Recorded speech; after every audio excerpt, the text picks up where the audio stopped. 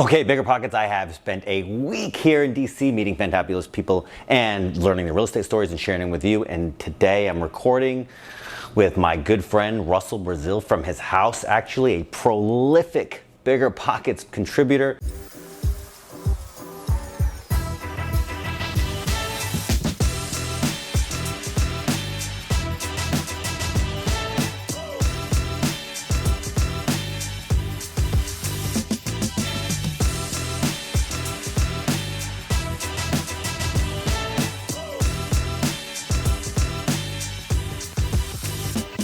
Without the BiggerPockets community, I wouldn't be able to make this whole series happen, because even though the first set was in my local network, it's because of the BP community that I was able to find the people to interview and tell their stories and, you know, get to know them and build those relationships. But the second season coming up here in DC, Baltimore, Maryland, Virginia, this area, and being able to stay with somebody through the BP community, somebody I met through the internet, I'm telling you that forum, it's more than just understanding deals. The community itself is worth investing into. I would not have been able to afford to come here and do this without Russell. Interacting with the forums, finding these people, that is the value of that place. That place is gold. I highly recommend you go in there and invest in the community, get people to know who you are and get to know other people. The deals will come easy. The money will come if you build those relationships. Today, we're gonna go check out Russell. We're gonna go to a place in DC. We're gonna go to a place in Baltimore. We're gonna see the variation between different markets, and he's gonna tell you some really good advice about how to invest in different markets and what you have to do to know your market and to invest in a high cost living area. We're gonna go meet him right now. Hey, what's going on? My name's Russel Brazil. I'm a full-time real estate agent and investor here in the DC metro area. I've been on BP now about 7 years. I am not in the top 10 posters, however, I am the #2 vote getter on the site behind Jay Heinrichs. I try to post right around 100 posts per week, trying to really add value to the community. I'm a moderator, so if I've hid your post, I really apologize for that. We all get moderated at some point, including the moderators. I'm a BiggerPockets super fan. My business revolves around BiggerPockets. When Alex asked me to be part of this video series, of course I was super excited to be part of it, and super excited to tell you a little bit about what I do. Today we're looking at a property here in the 16th Street Heights neighborhood of DC. We're doing a pre-inspection for one of my clients who's a BP member. Here in DC, we got to do pre-inspections. We got to do a home inspection before we even make an offer, because getting an offer accepted with a home inspection contingency is absolutely impossible in this market. It's in a Tier 1 Section 8 neighborhood, which means the top level rents in this neighborhood for Section 8 are $5,500 a month, which is just utterly insane. After we leave here, we're going to go down to the Petworth neighborhood and we're going to take a look at a multi-family house. It's actually one of my favorite types of properties to find in DC. It's a legal multi-family that was mislisted as a single family property. It's one of the easiest ways for us to gain equity quickly is by buying these properties that are mislisted. So I'm pretty excited to show you that property a little later on. This is a row house in the 16th Street Heights neighborhood of DC. List price on this property is $700,000. We imagine that bidding will end up somewhere around $800,000. This will be able to be rented out on the DC Section 8 program for $5,500 a month. Normal market rate rents in this neighborhood would probably be somewhere around $3,500 to $3,700 a month for this property, but by going Section 8, we're able to get a huge, increase in that rent, which makes these Section 8 neighborhoods just an incredible strategy here in the DC area. You might be watching this video and thinking that $700,000 or $800,000 is an incredibly high amount of money to pay for a rental property, and I fully understand that thinking. Here in DC, this is slightly above the median price point. It's still expensive, but what's going to happen here is this person will buy this with an owner-occupant loan initially. They will live in it for a year, and then they will turn it into a rental down the road. So he's only going to come to the table with about 10% down here. So he's going to invest about $80,000 into making this initial purchase. When he moves out, the mortgage payment will probably be somewhere around $3,500, and he's going to have $2,000 a month in free cash flow.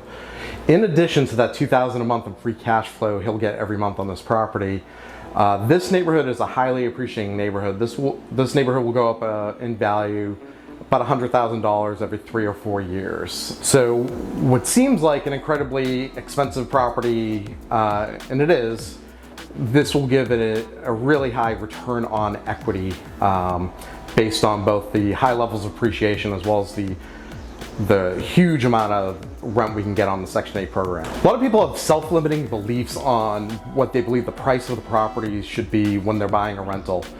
Many newbie real estate investors will focus on, $100,000, $200,000 properties and think that more expensive properties can't work as a rental. That's a huge self-limiting belief. And when we have that self-limiting belief, we're going to end up invariably pushing ourselves down to the higher risk properties that are in those cheaper price points. All right, we're down here in the basement, and what we're really looking for is the ceiling height down here. So the ceiling height here is 7 feet. And the reason that's important is because when we have 7-foot ceilings in the district, we can get legal bedrooms down here in the basement. So we get a bedroom back here, we get a den back there, we get some laundry over here, we get a full bathroom over here, and then we get another bedroom over here. So with the ceiling height, we're able to get 6 full bedrooms in this house, which will maximize the amount of people we can get in the property. Yesterday we were in a really expensive neighborhood in DC. Today we're at a really cheap neighborhood in Baltimore. We've only gone 45 minutes away, but we are in completely different markets, and here we're doing a completely different project. So yesterday was a rent-ready place, and this place is gonna be a rehab. We're gonna have to do not quite a full gut rehab, but pretty close, so come on and check out this property with me. You have to know your market. Market knowledge is the greatest mitigator of risk we have. So let's go over some numbers on this place. So we're gonna pick this up for between $45,000 and $50,000, depending where the final contract price lands. It's gonna take about $30,000 to $35,000 to rehab this. So we're gonna be into it for between $80,000 and $90,000 when all is said and done. The actual ARV on this property is only about $100,000, but what we expect the appraised value to be, which is different than the market value, we expect this to appraise for $120,000. We'll do a cash out refinance on that and pull $90,000 back out. So we'll get the entirety of our investment of the $80,000 back out, plus another 10 grand. We'll place a tenant in here for about $1,100 a month, and we should have a PITI of about $800. We shouldn't have that much repairs and CapEx after it's fully rehabbed. Free cash flow of about $300 a month when all is said and done. Get paid about 10 grand to own it. So I'm gonna give you 3 really important concepts here that have helped me build my real estate business. The first most important concept is real estate's about people, it's not about properties. Making money in real estate comes from building genuine relationships with people by growing our network. And when we grow our network and network with other individuals, we get exponential growth through that. We like to formulate these relationships and really network with other people that are also high-level networkers. The second most important concept is lead generation. So keeping that deal pipeline full is the #1 skill set for a real estate investor. If you can't be a good lead generator, you will not be good at this business. The type of lead generation I do primarily is what's called inbound marketing. Inbound marketing is when we create social media content or any type of content that gives people value and gives them information. You've probably seen really great examples of my inbound marketing on the BiggerPockets forums. I go on there, I answer people's questions, they get value from those answers. And what that does is then people call me because they know what I'm doing. So that inbound marketing creates situations where I'm able to grow my network, but also brings in leads. Where's my next client coming from? Where's the next property come from? The third most important concept we want to use is to imitate, not innovate. What does that mean?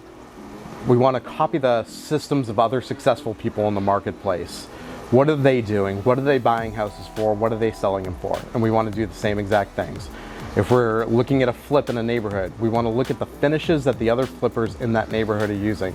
Are they using cherry cabinets? Are they using white shaker style cabinets? Whatever they do, we want to copy it, and we don't want to innovate. We want to do exactly what they're doing because they've already given us a proof of concept that the market is willing to bear what they're doing. So we always just want to copy what the competition is doing. And this carries over to all of our other concepts in business. We want to copy the systems of what successful people are doing. If we copy what people are doing, we're going to much more quickly and easily be able to replicate their successes. My name is Russel Brazil, and I am a real estate and BiggerPockets addict. BiggerPockets has made me a ton of money. Do you want to make money too? Join me in being an addict.